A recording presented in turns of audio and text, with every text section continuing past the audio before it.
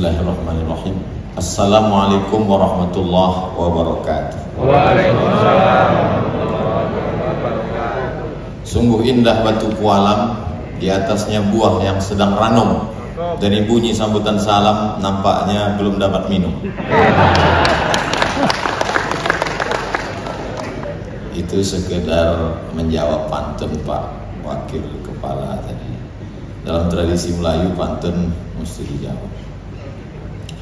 Bapak-bapak, ibu-ibu, hadirin hadirat yang besar tak dihimbau gelar, yang kecil tak disebut nama, encik-encik, puan-puan, insya Allah kita semua dimuliakan Allah Subhanahu wa Ta'ala. Saya sebetulnya takut mengkritik-kritik itu, tapi karena Pak Wakil tadi mengkritik, saya teruskan.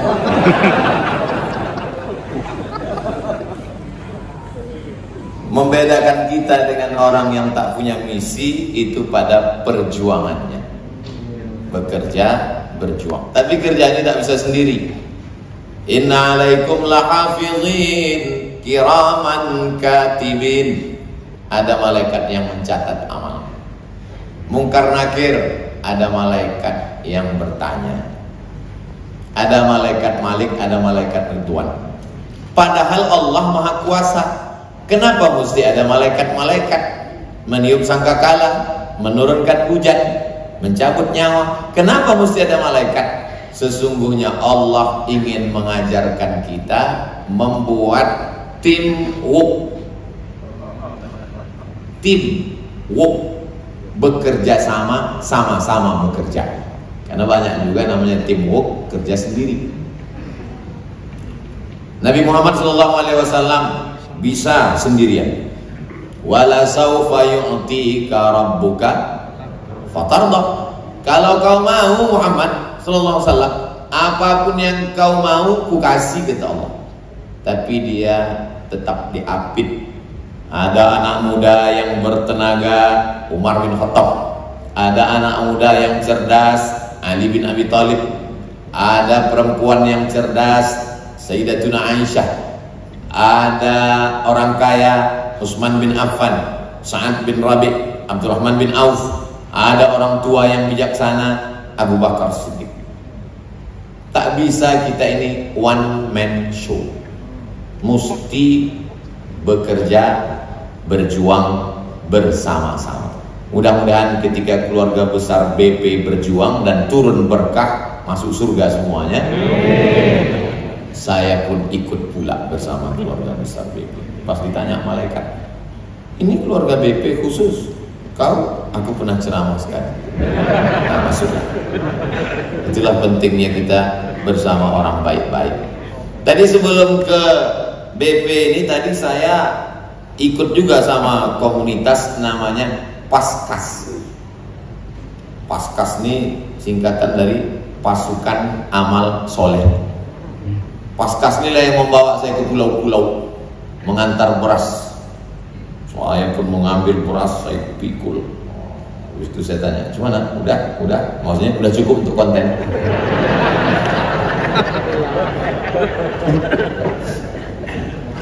Berasnya entah beras siapa, yang bekerja entah siapa, yang muncul videonya di YouTube Abdul Somad.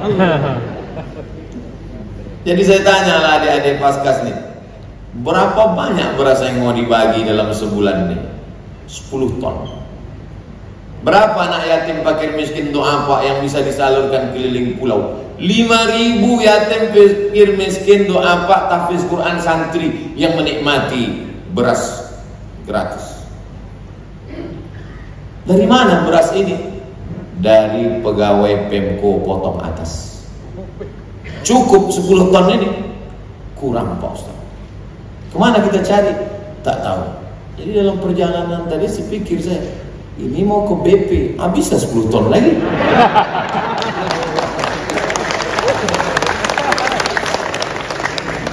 Ustaz Somad, kami ini banyak masalah.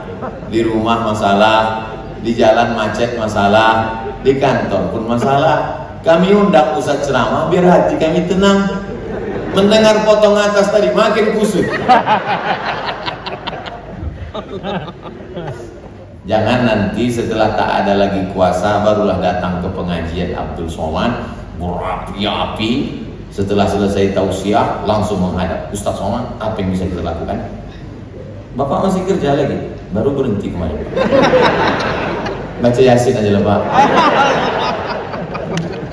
Bukan banyak yang mau dipotong ini, 1.000 sehari, 1.000 perak sehari, 1 bulan 25.000. Tanggal merah tak dihitung.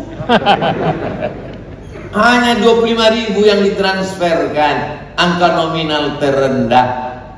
Mereka yang membelikan berasnya, mereka yang memikulnya, dan semua tim ini relawan, tak digaji sama sekali, lillahi ta'ala.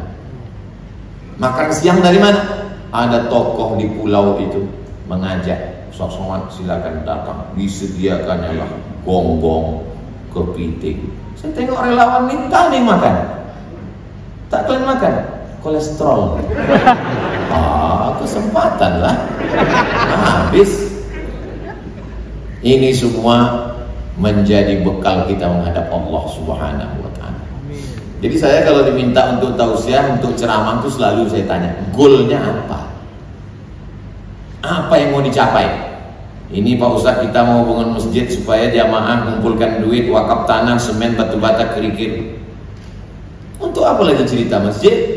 Menyambut tahun baru tahun 2020, saya tausiah di masjid terbesar di Pulau Sumatera, di Pulau Batam, live TV One. Memang beda. Apalagi mau dibangun? Kemarin sampai maghrib azan berkumandang di airport, dibukakan kaca, Ustaz Somad tengok ke kanan. Apa itu? Masjid dalam bentuk tanjak, masjid unik Ustaz Somad. Nanti insya Allah Ustaz di situ tausiah, mantap. Selama ini tanjak di kepala, sekarang kita masuk ke tanjak. Luar biasa. Jabatan ini tak lama, paling lama 2 periode. Tapi perut fakir miskin yatim du'afa menerima beras sampai ke hari kiamat mengalir pahala baca Quran. Jabatan ini tak lama, paling 10 tahun. Tapi masjid yang berdiri, orang baca Quran, sholat subuh, zuhur, asar, maghrib, isya, i'tikaf, tahajud, mengalir sampai hari kiamat. Itulah mengapa sultan-sultan Melayu dulu berlomba-lomba membangun masjid. Berawal dari Sultan Delhi tahun 1906, di depan Istana Maimun didirikan masjid. Membangun Istana Maimun 300 sak. Tapi untuk membangun masjid 1.000 sak diwakafkan sultan. Untuk apa? Supaya nanti ketika dia ditanya Allah, lebih banyak untuk rumah Allah daripada rumah dia sendiri. Berdiri di masjid, diberikan kesempatan saya ceramah subuh di masjid. Pergi pula ke Sultan Melayu Tanjung Pura, Kerajaan Langkat, Masjid Azizi yang cantik dengan ukiran yang indah. Sebelah kiri kalau kita dari Medan mau ke Banda Aceh. Lalu kemudian pergi pula saya tausiah di Pulau Penyengat dengan masjid yang cantik. Dari kecil saya menyaksikan masjid itu saat azan maghrib berkumandang bulan puasa. Bilalah agaknya aku bisa sampai ke masjid ini. Begitu sampai, semua orang yang sampai ke masjid Pulau Penyengat itu macam menengok kucing. Apalagi gayatnya berkata, inilah masjid yang tidak pakai air, tapi semennya dicampur dengan putih telur ayam. Ada pula ibu-ibu bertanya, kuningnya?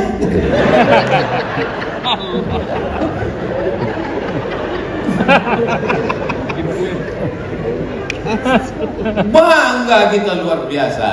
Lalu kemudian ketika Sultan Siak Sri Indrapura menelusuri tepian Sungai Siak, menemukan tempat yang layak bernama Senaplan, dibuatlah pekan yang baru. Karena ada pekan yang tua, pekan yang lama, dikenal dengan nama Pekan Baru. Tahun 1762, 300 tahun yang lalu, didirikanlah Masjid Raya Senaplan. Kata orang, jadwal saya rutin dulu di sana menyampaikan tausiah. Jadi kalau mau kekal abadi, mengalir sampai mati, diantaranya adalah membangun masjid. Jangan mati sebelum bangun masjid. Kalau sanggup pribadi, lakukan dengan kekuasaan, dengan harta, memakmurkan dengan sholat berjamaah. Sholat somad enak, datang, disambut, ceramah, tausiah, selesai. Hari pas Ustaz ceramah kami ketawa. Pas awal bulan gaji kami juga yang kena potong. Payah Islam ini. Udahlah dipotong atas, potong pula bawah lagi. Banyak orang pandai ceramah sedekah, tapi dia tak bersedekah. Ustaz Somad memangnya sedekah. Saya setiap bulan menyantuni 200 paket sembako. Berasnya 10 kilo, minyak, gula, ikan sarden, roti gabin, susu saset. Dibagikan ke 200 paket.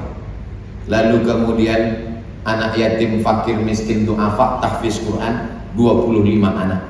Tahun 2022 ini nanti diterima lagi 25 anak. Duitnya dari mana? www.youtube.com. Jadi kalau Bapak Ibu menonton ceramah saya di channel Ustadz Abdul Somad Official, subscribe, like, share, and comment. Duitnya itu habis semua supaya waktu ceramah itu tak menyimpannya ke dalam. Kita kalau hanya bercakap tapi tak buat, terasa dia menendang ke dalam. Bersedekahlah, bersedekah dalam hati. Kau tak bersedekah. Tapi kalau kita melakukan, tapi Ustaz kan udah ngomong untuk menolak fitnah. Karena sekarang fitnah ini luar biasa. Menolak fitnah boleh kita sampaikan, kita cakapkan. Supaya nanti jangan orang komen-komen di bawah. Alah, ngomong doang. NATO, no action, talking only. Kita tunjuk. Termasuklah BP hari ini menulis detail panjang-panjang. Usnya pendek. Apalah salahnya diteruskan Ustaz?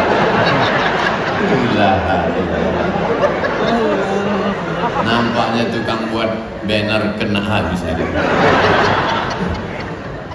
Macam-macam tak yakin dia awak nih Ustaz. 4 tahun di Mesir, 2 tahun di Maroko, 2 tahun di Sudan, S1, S2, S3 di Arab. Begitu balik ke Batam, uslah dikasih. Ilaha illallah. LC, licen C, disingkatnya LC. MA, Master of Art. Titel aslinya sebetulnya bukan MA. Kalau di Maroko itu DESA, Diplôme Études Supérieures Approfondies, bahasa Prancis. Tapi orang Batam tak mau tulis itu, karena kalau ditulis DESA sangka orang kampung. Tulis PhD, Doctor of Philosophy. Dulu waktu saya pertama balik dari Maroko 2008, saya bilang ke pengurus masjid, kantor, tak usah kalian buat detail, buat Ustadz Abdul Somad saja. Asal muasal kenapa dibuat detail ini, ada koran di Riau. Di halaman belakangnya itu banyak Ustadz jual minyak lintah. Anda mau memperbesar?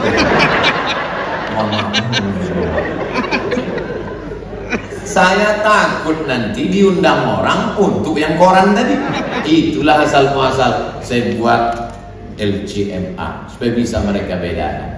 Ini perlu saya jelaskan tentang sedekah tadi dengan detail ini supaya jangan ada dusta di antara kita. Kan disediakan kursi untuk Ustaz duduk di situ. Kenapa Ustaz berdiri di sini? Kalau saya duduk di situ, nanti ibu ini membandingkan, ditengoknya muka asli sama gambar. Asli dia tengok. Itu agak jauh dari sini. Semuanya ada penjelasan rasional. Tapi sebanyak apapun duit kita, kalau tak ada berkahnya, tak ada guna. Itulah maka kalau kita berjumpa sama orang yang kita mintakan itu berkahnya, Assalamualaikum warahmatullahi wabarakatuh. Kalau ada anak orang lahir, kita doakan berkahnya, barakallahu laka fil mauhub wa syakartal wahid wa ruzikta birrahu wa balagha asyuddahu. Itu doa kalau diundang akikah anak. Barakallahu laka fil mauhub wa syakartal wahid wa ruzikta birrahu wa balagha asyuddahu. Kalau hafal. Kalau tak hafal, usap kepala anak itu, gerak-gerakkan aja dulu. Jadi jangan nampak lagi kita tak mengaji. Begitu kalau nengok anak akikah. Bukanlah sampai ke situ, saya nggak bisa makan daging kambing, kena kolesterol. Udahlah dipotongkan, digulaikan, tinggal mengunyah pun tak mau. Kalaupun kita tak suka banyak penyakit kita, jangan begitu bercakap ke tuan rumah. Besarkan hatinya. Bapak sudah makan? Udah tadi. Walaupun secicip dua cicip untuk menyenangkan hati tamu. Lalu kemudian ketika ada orang nikah, berkah juga kita doakan. Barakallahu lakuma wa baraka alaikuma wa jama'a bainakuma fi khair. Kalau hati kita lapang begitu bunyi doanya. Tapi kalau hati kita sempit, anak kita sebaya, seumur sama-sama kawan SD, TK sampai kuliah, tiba-tiba anak dia duluan dipinang orang. Apa tak marah kita? Waktu naik ke atas pentas tuh barakallahu. Itu kan kawan anak ibu dulu dia. Sama TK sama SD sampai kuliah. Kenapa dia dulu nikah? Iyalah pakai pelet. Hati kotor, bersihkan hati kita. Lalu kemudian ketika kita jumpa sama orang, umurnya sudah digenapkan Allah, apa doa kita? Barakallahu laka fi umrik. Semoga Allah berkahi umurmu. Hidup ini yang mau dicari berkah. Tak ada gunanya rezeki banyak, tak ada berkah. Berkah itu apa, Mak? Nanti anak ibu nanya pulang ke rumah, semoga kita berkah ya nak, semoga papa Allah berkah ya. Lama-lama anak ini nanya, berkah itu apa, Mak? Pokoknya berkah lah, usah kau tanya. Kata Ustaz, kalau banyak nanya masuk neraka itu. Pembodohan. Berkah itu bahasa Arab berasal dari kata birkah. Birkah artinya kolam air di tengah gurun pasir. Kalau ada kolam air di tengah gurun pasir namanya oase, turun hujan, tertampung air di dalam, disinari cahaya matahari, tumbuhlah lumut, datanglah ikan, datanglah tanaman. Bapak punya tanah, ibu punya tanah, saudaraku punya tanah, tapi kebetulan di tanah saya yang ada kolam tadi, maka dikatakan tanah itu tanah birkah, tanah yang ada barokahnya. Semua boleh punya tanah, tapi tak semua tanah punya birkah. Semua boleh punya gaji, semua boleh punya jabatan, tapi tak semuanya berkah. Mudah-mudahan anak-anak kita berkah. Anaknya berkah, baru SMP sudah hafal Quran, waktu kemudian tamat dia mau diarahkan ke agama. Yang satu lagi tak ada berkah. Anak pertama sakau, yang kedua LGBT, yang ketiga bencong. Nauzubillah, nauzubillah, nauzubillah. Rabbana hablana minas sholihin. Berkah diambil dari kata yabrukul ibilu. Yabruku berkah, artinya onta turun. Bapak punya tanah, saudaraku punya tanah, ibu punya tanah, datang onta. Tapi onta ini turunnya ke tanah saya.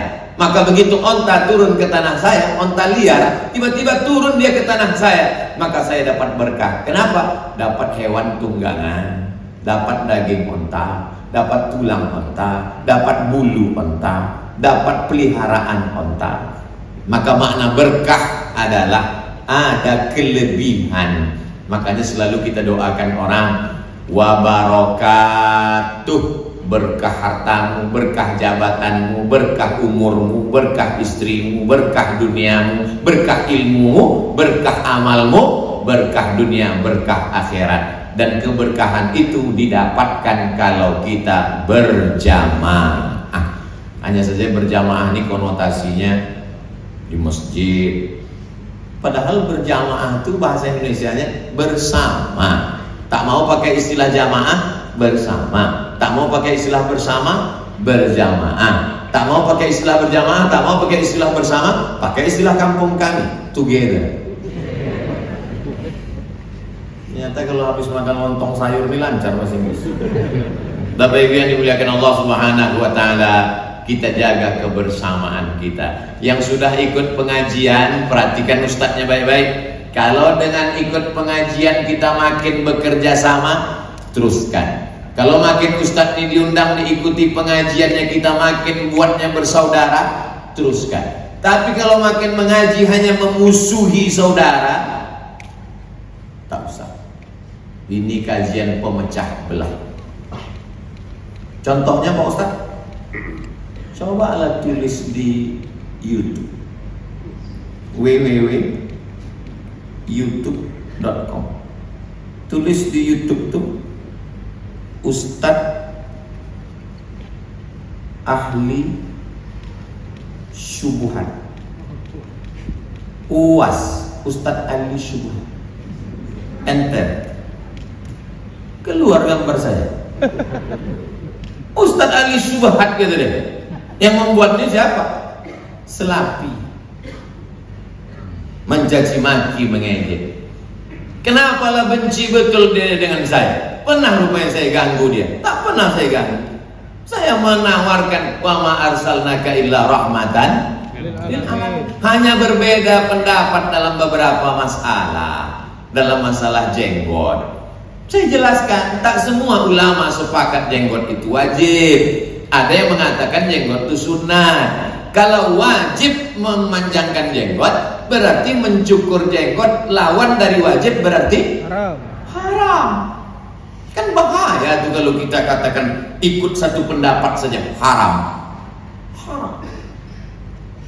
Tapi saya tak suka juga kalau ada orang mengejek jenggot. Saya tak suka juga. Saya jelaskan itu berjenggot ini sunnah, tapi tak sampai wajib. Bagi yang berpendapat wajib silakan, tapi jangan sampai mengatakan satu-satunya pendapat. Bagi yang sudah berjenggot pula, jangan gara-gara saya bilang sunnah lalu balik dari sini dicukur. Tetap aja, dan jangan saling mengejek. Kita kan mau kerja sama. Iya, nyolong, aku nengok jenggot kau itu ingat aku kambing. Tentu sakit hati kawan. Apa kau bilang? Aku berjenggot, kau bilang kambing. Kau tak berjenggot, anjing gitu. Berkelahi kambing sama anjing. Rusaklah persaudaraan kita. Yang mau berjenggot silakan. Yang tak mau berjenggot berarti dia tidak melakukan perbuatan sunnah. Banyak perbuatan yang lain. Uksus syarif, potong kumis. Bukan disuruhnya cukur, potong. Uksu itu potong. Waqful liha, jenggot biarkan. Karena orang Arab sama orang Yahudi itu bentuknya sama. Saya jumpa dengan orang Yahudi itu, saya tengok pakai biji mata kepala saya, pakai topi kecil. Waktu saya naik ke atas Bukit Tursina, dari Kairo naik bis sampai di kaki Bukit Tursina jam 8 malam, tidur. Jam 2 malam naik jalan kaki, jam 3, jam 4, jam 5 sampai ke atas, sholat subuh di atas. Nampak saya orang Yahudi itu berdoa ke arah matahari terbit di atas. Sama bentuknya sama Arab, sama-sama mancung, sama-sama rambut. Bedanya di kumis itu. Orang Yahudi kumisnya panjang, jenggotnya panjang. Sama-sama berjubah, sama-sama bersorban. Untuk membedakan mana Yahudi, mana yang Islam, kata Nabi, uksus syarif, potong kumis, panjangkan jenggot, sehingga supaya tak sampai salah salam. Maka ketika nampak orang potong kumis, oh berarti Islam. Nampak kumisnya panjang, jenggotnya panjang, oh berarti Yahudi. Untuk membedakan, maka tidak, sebagian ulama mengatakan tidak wajib. Kalau ada yang mengatakan wajib, saya selalu menjelaskan begini menurut pendapat ulama ini, begini menurut pendapat ulama ini. Supaya apa? Supaya kita fokus di kerja kita, tidak sibuk mempermasalahkan masalah kaki celana. Memang betul ada hadisnya, ma asfalal ka'baini finnar, di bawah mata kaki masuk neraka. Gara-gara pengajian ini orang masuk kantor tak nengok muka orang, nengok kaki celana. Assalamualaikum Pak, waalaikumsalam, neraka. Padahal ada hadis satu lagi mengatakan man jarra thawbahu khuyala. Yang masuk neraka itu kalau menjulurkan kaki celananya, menjulurkan jubahnya, menyeret kainnya untuk angkuh dan sombong. Kalau tak sombong tak apa-apa. Karena Abu Bakar Siddiq datang, turun jubahnya ke bawah kainnya. Kata Nabi, antalasta minal khuyala, kau tak sombong Abu Bakar, tak apa-apa. Begitu kata Imam Sun'ani dalam Subul Salam, begitu kata Imam Nawawi dalam Al-Minhaj Syarah Sahih Muslim Ibnul Hajjaj, begitu kata Syekh Yusuf Al-Qardawi, bukan kata Abdul Somad. Saya menjelaskan begini, pendapat pertama gini, kedua, supaya orang di kantor jangan berkelahi hanya gara-gara kaki celana dan jenggot. Mau mengaji, mengajilah. Mau tobat, tobatlah. Mau hijrah, hijrahlah.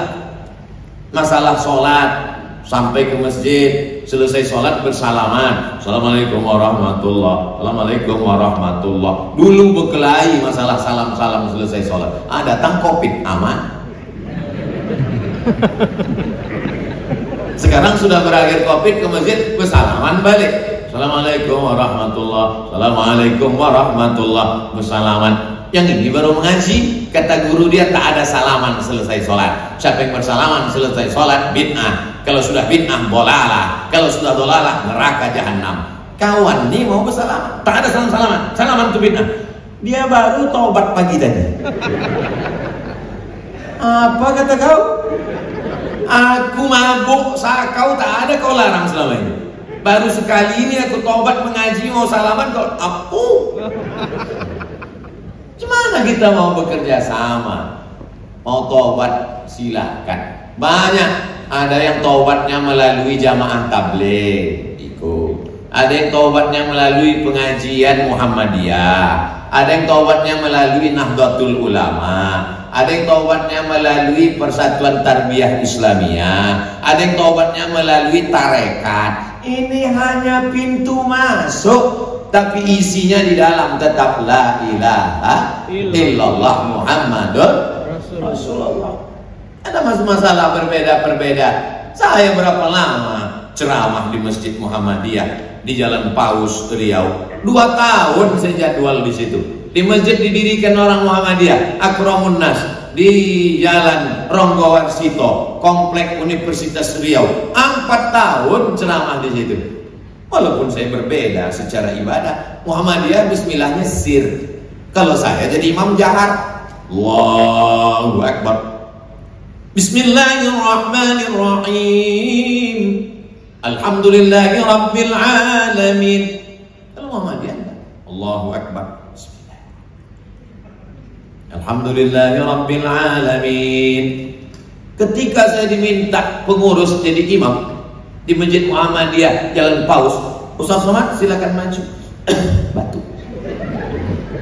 Karena kalau saya maju merusak kebiasaan di masjid itu, imamnya sudah sir. Nanti makmum merasa heran, apa Ustaz Somad ini membawa? Tunjukkan kebersamaan kita. Itu bukan saya yang mengajarkan itu.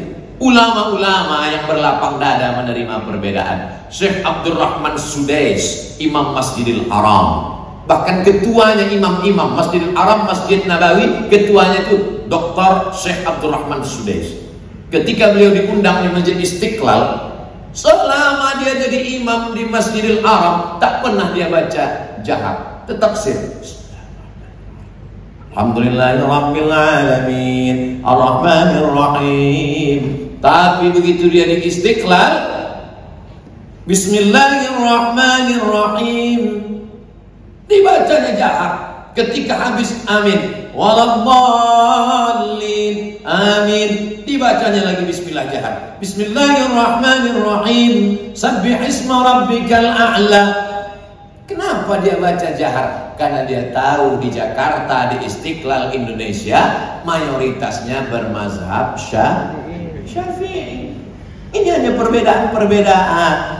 Allahnya satu, Nabinya satu, berlapang dada menerima perbedaan. Jangan semakin orang ikut ngaji, tobat, hijrah, lalu sulit untuk bekerja sama. Ini penting, karena orang kalau sudah mapan, target hidup pertama selesai kuliah, habis itu kerja, habis itu nikah, habis itu punya rumah, habis itu punya kendaraan. Mulai secara finansial cukup, hatinya rindu kepada agama, mencari agama, dicari melalui ustaz, dicari melalui YouTube, nyasar ke sini, ikut ke sini, menyalahkan orang lain, mengatakan selain kita adalah sesat, selain kita adalah pelaku bid'ah, selain kita adalah musyrik karena bertawassul kepada Nabi. Padahal ini masalah-masalah yang tidak satu pendapat. Masalah sholat di masjid yang ada kuburannya. Ustaz Somad, saya tak mau sholat di sini karena ada kuburan. Masalah sholat di masjid ada kuburan. Hampir semua masjid-masjid tua, masjid-masjid sultan, itu pasti ada kuburan. Masjid Sultan Delhi depan Istana Maimun, kubur tengku-tengku di samping. Masjid Sultan Utsman Sahabuddin di Siak, kubur sultan itu pas di depan. Jadi kalau gitu kita berprinsip, nanti habislah masjid-masjid ini kosong. Ada juga sebagian orang tak mau ke masjid. Kau tak ke masjid, ada kubur di situ. Padahal walaupun tak ada, tak pernah juga di masjid. Tentang masalah ada kubur di masjid ini mesti dibedakan antara tiga. Pertama, sholat ke kubur karena menyembah kubur.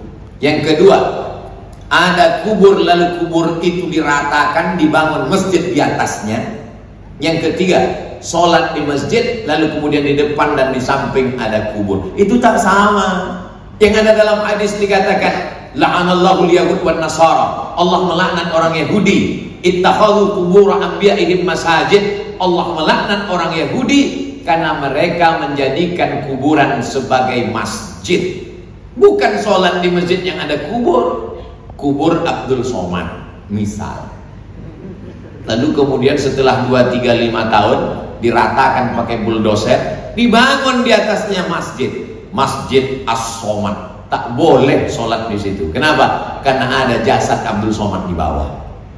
Tapi kalau dia pakai dinding, pakai pagar, ada pula jalan, ada kubur di samping, maka tak jadi masalah. Bukan kata Abdul Somad. Dalam kitabnya ditulis oleh para ulama besar, di antaranya oleh Syekh Ali Jum'ah, Mufti Al-Azhar Mesir. Abdul Somad tak pernah berfatwa.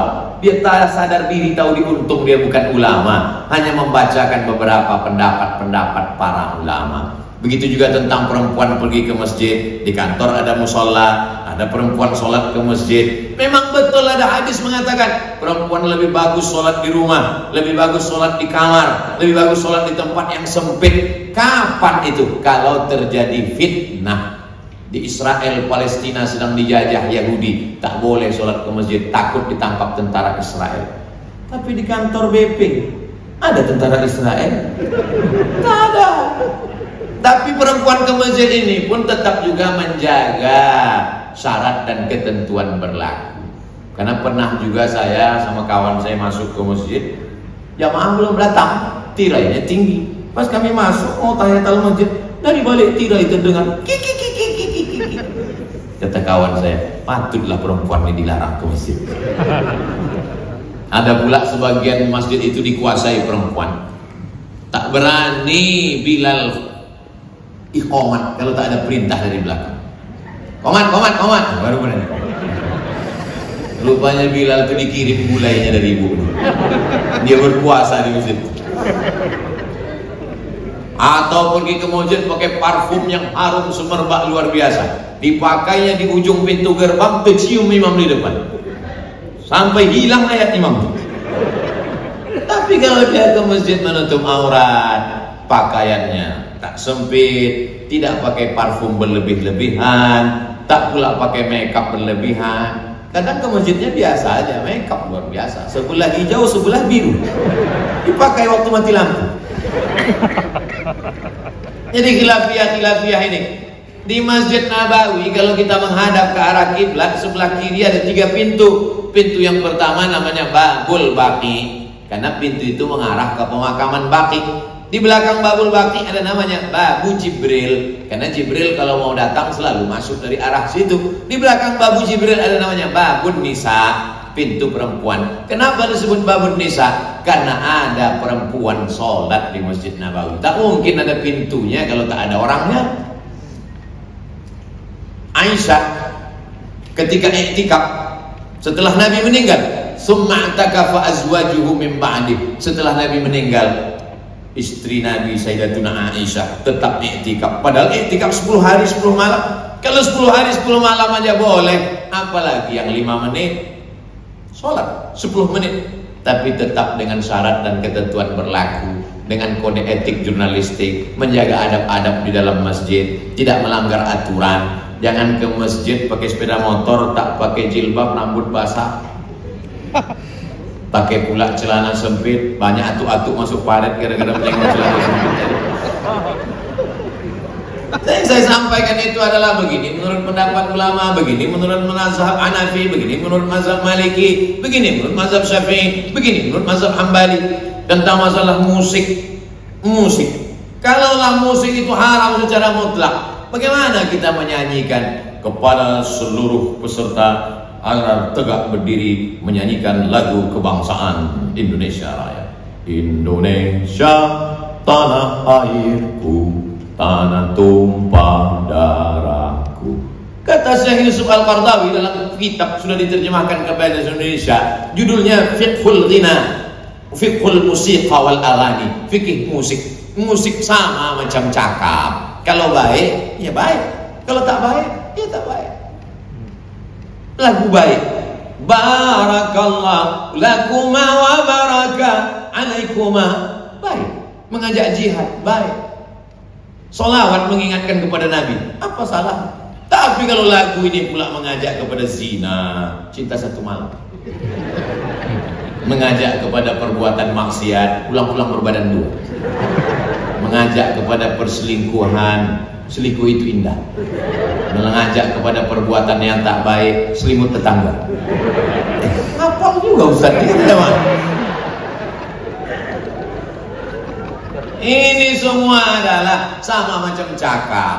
Bahkan lagu itu pun masuk dalam sholawat. Allahumma sholli ala sayyidina Muhammad wa ala ali sayyidina Muhammad. Allahumma sholli ala sayyidina Muhammad wa ala ali sayyidina Muhammad. Tapi tak semua orang sekaku itu. Allahumma sholli ala sayyidina Muhammad wa alihi wa sahbihi ajma'in. Oh, salah pula, grogi. Sallallahu ala Muhammad. Berkreasi mereka dengan lagu-lagu mereka. Tapi di dalam sholat pun tetap ada lagu. Imam Masjidil Haram pun pakai lagu. Kalau tak pakai lagu macam mana bunyi Fatihah? Bismillahirrahmanirrahim. Alhamdulillahirabbil alamin. Bismillahirrahmanirrahim. Alhamdulillahirabbil alamin. Azan pun ada lagunya. Allahu Akbar, Allahu Akbar. Macam mana azan tak pakai lagu? Allahu Akbar, Allahu Akbar. Siapa yang azan? Dan dinda. Saya khawatir kalau begitu bunyi azannya, orang menjawabnya nanti lain. Kalau Allahu Akbar, Allahu Akbar, dijawab jamaah Allahu Akbar, Allahu Akbar. Tapi kalau tak pakai lagu, Allahu Akbar, Allahu Akbar, siap. Tetap ada lagu kan? Tapi tak boleh kalau sampai memasukkan lagu-lagu yang tak sesuai, yang aneh, yang dimuliakan Allah Subhanahu wa Ta'ala. Jadi Islam itu luas. Jangan kita mengatakan inilah satu-satunya, padahal dia seperti puzzle. Puzzle itu utuh kalau kepingan-kepingannya. Jangan hilangkan matanya, jangan hilangkan telinganya. Jangan sampai kita mengajari orang, maaf, tunanetra saudara kita yang tak bisa melihat, tentang gajah. Kita katakan gajah itu satu pendapat, bulat, lurus, panjang. Lalu kemudian ketika dia jumpa gajah dipegangnya, terpegangnya telinganya. Ternyata Ustaz Somad bohong. Rupanya tipis gajah telinganya. Kata dia kemarin, ternyata berbelok, rupanya belalainya. Tunjukkanlah gajah secara utuh. Itu yang saya lakukan selama ini. Berkelahi antara Allahu Akbar kabira dengan Allahumma ba'id. Nabi seumur hidupnya tidak pernah membaca Allahu Akbar kabira. Yang dibaca Nabi adalah Allahumma ba'id baini wa baina khotoyaya. Kata yang Allahumma ba'id. Yang Allahu Akbar kabira mengatakan, ketika ada sahabat yang membaca Allahu Akbar kabira, Nabi mendengar ketika Nabi jadi imam. Nabi bertanya, hai makmum, siapa yang membaca Allahu Akbar kabira? Aku. Kulihat pintu langit terbuka, turun malaikat membawa rahmat karena Allahu Akbar kabira yang kau baca. Berkelailah antara Allahu Akbar kabira dengan Allahumma ba'id. Yang di tengah preman bertobat. Mak, aku belum dapat lagi. Kenapa kita tidak mengatakan Allahu Akbar kabira? Hadisnya sahih, riwayat Abdullah bin Umar, anak Umar bin Khattab. Sejak aku mendengar itu tak pernah kutinggalkan Allahu Akbar kabira. Allahumma ba'id pun juga sahih. Sudah disusunkan doa-doa iftitah sampai 7 sampai 9 doa iftitah dalam satu buku berjudul 99 tanya jawab salat, ditulis oleh UAS, ujian akhir semester. Oh, ujung-ujungnya Insya Allah masuk dalam video. Ujung-ujungnya Somad ini jualan buku juga rupanya. Buku-buku saya itu bisa di-download PDF di internet. Ustaz, boleh saya print buku ini, saya bagikan ke masjid? Silakan. 3 tanya jawab kurban, di-download, cetak, bagikan ke jamaah. Nanti pas nyambut hari raya kurban supaya tak kelahi masalah kurban ini, sampai apa tak sampai untuk orang mati. Ada dibahas semuanya. Silakan. Boleh tak saya cetak buku Ustaz Somad nih kurban? Boleh. Tapi di sampulnya saya tulis coblos nomor. Jangan. Jamaah yang dimuliakan Allah Subhanahu wa taala, yang ingin saya sampaikan pada kesempatan ini sebenarnya 3 poin saja.